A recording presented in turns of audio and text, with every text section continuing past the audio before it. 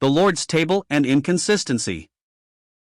The order and meaning of the Lord's Supper is set forth in 1 Cor 11, but in chapter 10 the apostle emphasizes a specially important principle, namely, that fellowship at the Lord's table demands separation from all things opposed to it, or inconsistent with it. He shows that all who partake at the table are identified with all that it expresses, just as all who partook in Israel's sacrifices of old were identified with the altar upon which they were offered. Therefore, to have fellowship with whatever things are anti-Christian is to be definitely associated with what is opposed to Christ, a very serious conclusion. When an assembly meet to break bread, they exhibit a wonderful communion or participation. They are sharers in the body and blood of the Lord.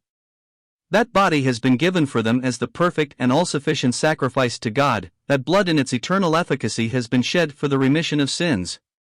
In this divine substitute they are fully accepted before God, and now one with Him by a union indissoluble. As they worship the Father in spirit and in truth, and partake of the emblems, they enter in thought into the significance of the cross, with bowed hearts, often too full for words to express the felt emotions. There is a cancer attacking the spiritual state of many professed believers, causing serious symptoms of insensibility to the things of God. It is the lure of this present godless age, in its round of pleasures and worldly associations, spiritually called adultery and fornication, 1 John 2 verses 15 to 17, James 4 verse 4. At the time when Israel provoked God to jealousy with their golden calf, there ensued an almost unbelievable state of religious confusion. Aaron the high priest built an altar before the calf, and said, "Tomorrow is a feast to the Lord." The people brought their burnt offerings and peace offerings, and sat down to eat and to drink, and rose up to play, not pray. They danced before the idol. XO 32.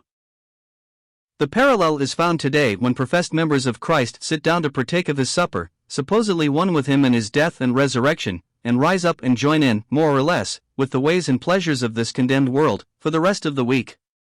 It is the sin of idolatry. Other objects have displaced the Christ of God in the heart's affections. The issue is quite clear: Christ or the world. There can be no compromise. It is Christ and His rejection, or the world and its favor. It is the Lord's table, or the table of demons, all unholy fellowship. A choice must be made and a decision reached, a laying aside of all things inconsistent with the truth of the Lord's table. Let a man examine himself, and so let him eat of that bread, and drink of that cup. For he that eateth and drinketh unworthily, eateth and drinketh judgment to himself, not discerning the Lord's body. 1 Corinthians 11 verses 28 to 29.